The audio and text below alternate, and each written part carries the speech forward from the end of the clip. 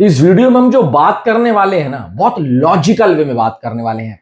काफी दिनों से चर्चा चल रही है कि एक बॉलीवुड धुरंधर से पहले का होगा, एक बॉलीवुड धुरंधर से बाद का होगा। पर मैं यहां पर एक चीज और ऐड करना चाहूंगा। धुरंधर सिर्फ और सिर्फ बॉलीवुड के लिए चैलेंज बनकर नहीं आया है, उनके लिए नई मुश्किलें नहीं लेकर आया है। बॉलीवुड के जितने भी प्रोडक्शन हाउसेज हैं, जितने भी बड़े बड़े डायरेक्टर हैं, जो एक लॉबी बनी हुई है ना, चंद लोगों की, सो कॉल्ड लोगों की जो लॉबी बनी हुई है, जिन्होंने बॉलीवुड बना दिया है, जिन्होंने हिंदी सिनेमा को कब एक ओवरसीज की तरफ लेकर चले गए, वेस्टर्न सिनेमा की तरफ कन्वर्ट करने की कोशिश करी, फिर इसका नया नाम बॉलीवुड हो गया, हिंदी सिनेमा नहीं रहा। तो धुरंधर इन सब के लिए चैलेंज बनकर आया है। साथ साथ साउथ के भी बहुत से ऐसे प्रोडक्शन हाउसेज हैं, बहुत से ऐसे बड़े बड़े एक्टर हैं, बहुत से बड़े बड़े डायरेक्टर हैं जो एक ही टाइप की फिल्में बनाते हैं। अब उनके भी रास्ते हिंदी सिनेमा में ज्यादा दिन तक नहीं चलने वाले हैं अगर कुछ अलग, कुछ बड़ा, कुछ यूनिक नहीं लेकर आएंगे। लाइक कल की 2898 AD, लाइक स्पिरिट जो आ रही है। राजामौली साहब की बात अलग है, वो अलग ही बनाते हैं।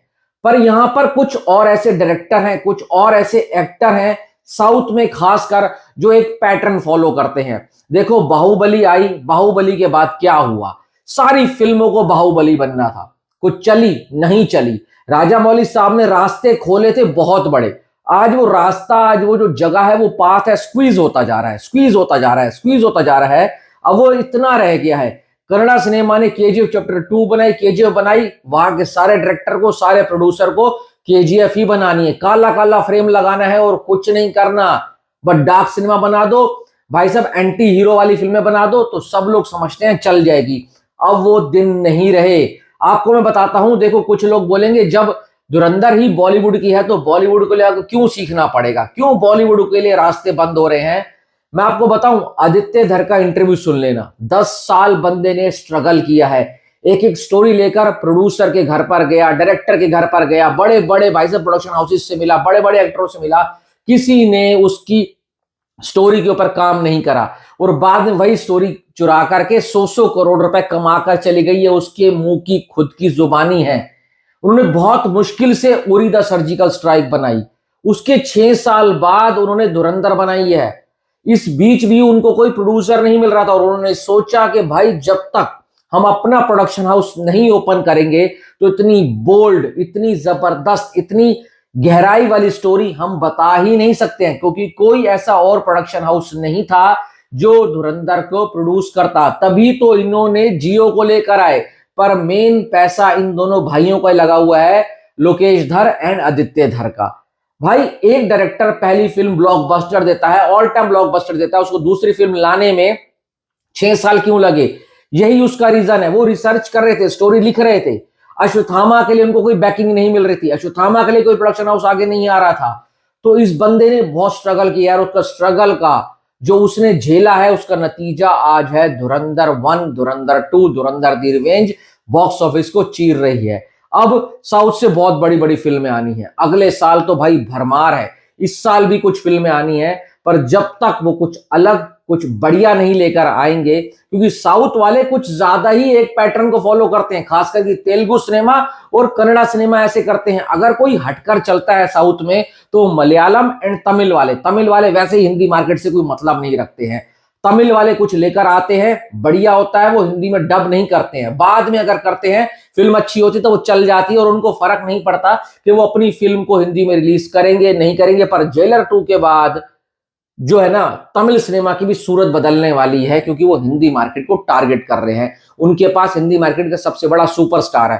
पर तेलुगु में जैसे NBK टाइप एक्टर है, जूनियर NTR है, रामचरण है, इनका तुम भाई साहब फिल्मोग्राफी देखोगे ना, महेश बाबू भी अब चेंज करने जा रहे हैं। नहीं तो महेश बाबू पिछले 25 सालों से एक तरीके की फिल्म कर रहा है, एक तरीके की फिल्म। उसकी किस्मत अच्छी है कि उनको राजामौली मिला है। मैं सच बता रहा हूं, तेलुगु वाले जितने भी एक्टर है ना, बहुत ब्लेस्ड है, क्योंकि उनके पास राजामौली जैसा greatest of all time director है। अगर राजामौली को तेलुगु सिनेमा से निकाल दो, कहीं और शिफ्ट कर दो, तो तेलुगु सिनेमा कहीं का नहीं है, वो बना ही नहीं सकते फिल्में, क्योंकि राजामौली ने ही उनको सिखाया है। संदीप रेड्डी वांगा है तेलुगु से, पर वो ऐसी फिल्में बनाते हैं जो बॉलीवुड की फिल्में होती है, क्योंकि उनकी तो कहानियां तुम देखोगे ना, पंजाबी परिवारों की कहानियां होती है, नॉर्थ इंडिया को इंस्पायर करती हुई फिल्में बनाता है संदीप रेड्डी वांगा। तो वहां से होते हुए मैं उनको वहां का नहीं मानूंगा। अब यहां पर दिक्कत क्या होने वाली है बॉलीवुड में, करण जौहर, आदित्य चोपड़ा, इनकी तो वैसे लंका लग चुकी है। करण जौहर अपने आधे स्टेक बेच चुका है 500 करोड़ के।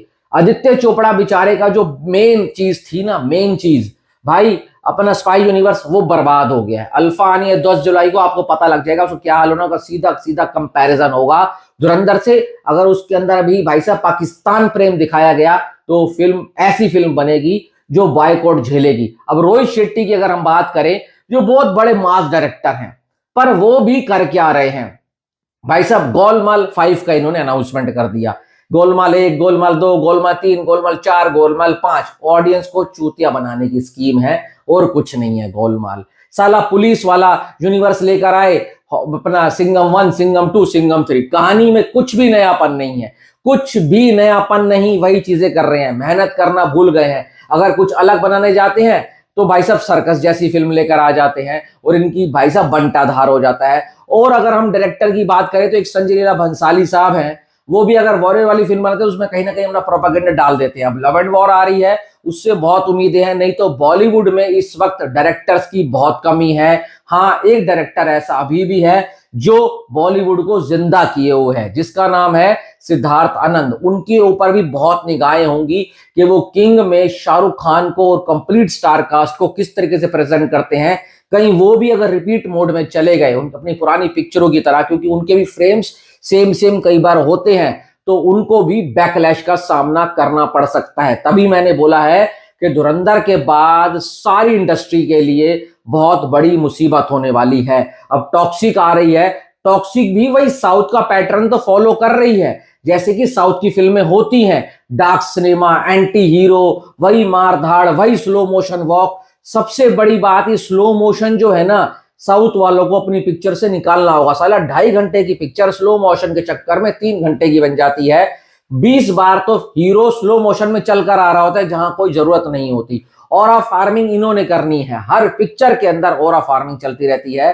तो भाई बॉलीवुड में भी साउथ में भी राजा मौली और संदीप रेड्डी वांगा को छोड़ दे तो बहुत कम ऐसे डायरेक्टर हैं जो इस वक्त के ऊपर कुछ अलग करने की कोशिश कर रहे हैं। मैं यहां पर नाग अश्विन का कहना चाहूंगा कि मैं और पूरा भाई साहब हिंदी जो बेल्ट है ना, वो इंटरेस्टेड है कल की 2898 AD को देखने के लिए। उसका सब्जेक्ट बहुत अलग है, बहुत ज्यादा अलग है, और प्रभास की स्पिरिट आ रही है संदीप रेड्डी वांगा के पास साथ। उसके अलावा कुछ ऐसा नहीं है जो भाई आपको ऐसे एक्साइट कर रहा हो, और बॉलीवुड में भी कुछ ऐसा खास अभी नहीं आ रहा है। भाई देखो, बहुत कंपैरिजन होने वाले हैं धुरंधर के साथ, हर किसी के कंपैरिजन होने वाले हैं।